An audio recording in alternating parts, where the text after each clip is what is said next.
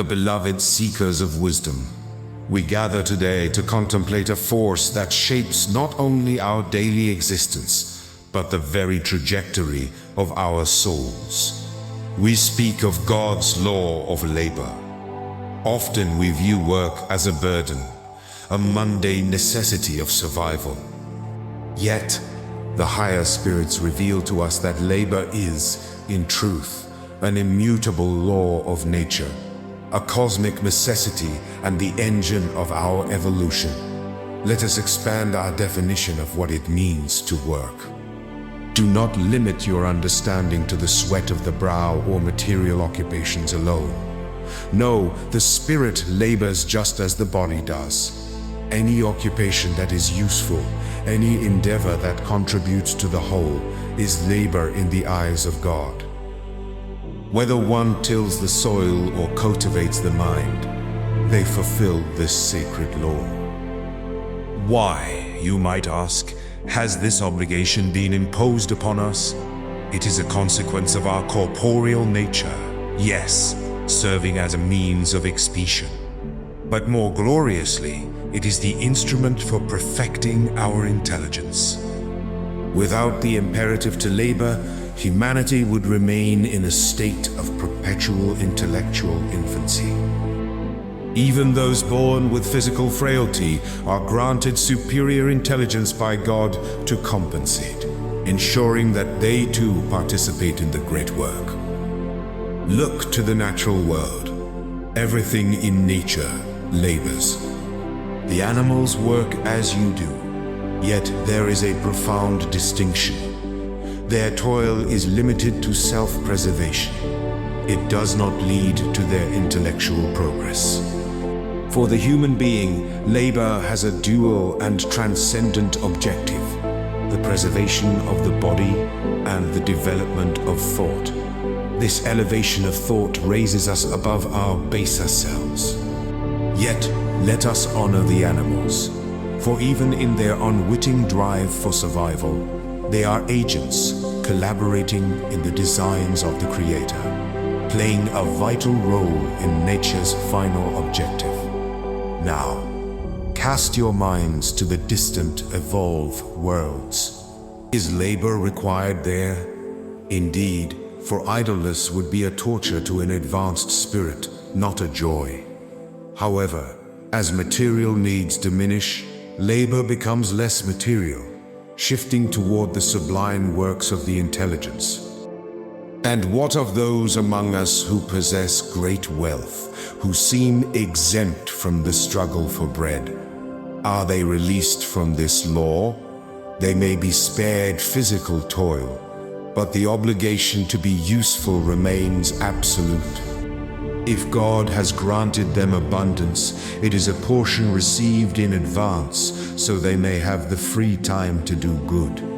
Their duty to aid their fellow creatures is not lessened, it is magnified. To intentionally live a useless life, depending solely on the work of others, is to transgress against divine justice. We must all utilize our faculties to the fullest.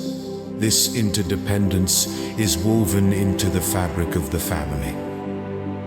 Just as parents labor for their children, God's law of labor dictates that children must labor for their parents. God instilled filial and parental love into our hearts precisely so that we might be led by natural sentiment to mutual aid. A truth often forgotten in the current state of society. But God is merciful. If labor is a law, so too is rest. We are not machines designed for ceaseless friction. Rest is required to restore the body's strength and, crucially, to grant freedom to the intelligence, so it may rise above matter.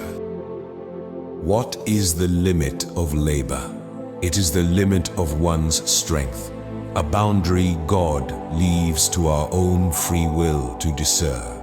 Therefore, woe to those who abuse authority by imposing excessive labor upon their subordinates. To crush another under a burden beyond their capacity is one of the worst actions a leader can take. It is a direct transgression of the law of God, and atonement will follow as per God's law of justice. We must also look with compassion upon the twilight of life. When age strips us of our strength, we have the right to retire. None are required to labor beyond their ability. In these moments, how does the elder survive? God's law of charity provides the answer. The strong must work for the weak.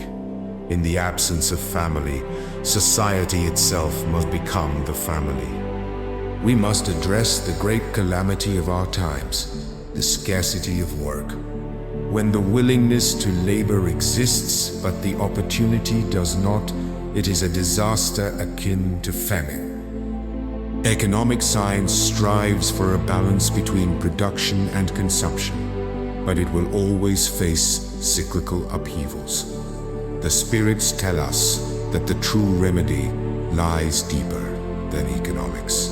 It lies in education. I speak not merely of intellectual instruction, but of moral education, the art of forming character and creating habits.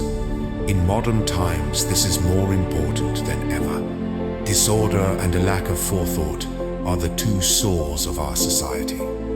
When we throw masses of individuals into the torrent of life without moral principles, guided only by instinct, we reap disastrous consequences.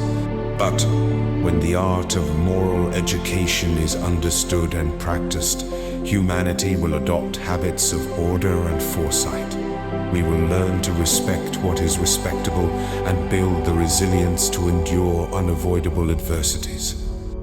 My friends, let us embrace labor not as a sentence, but as a privilege.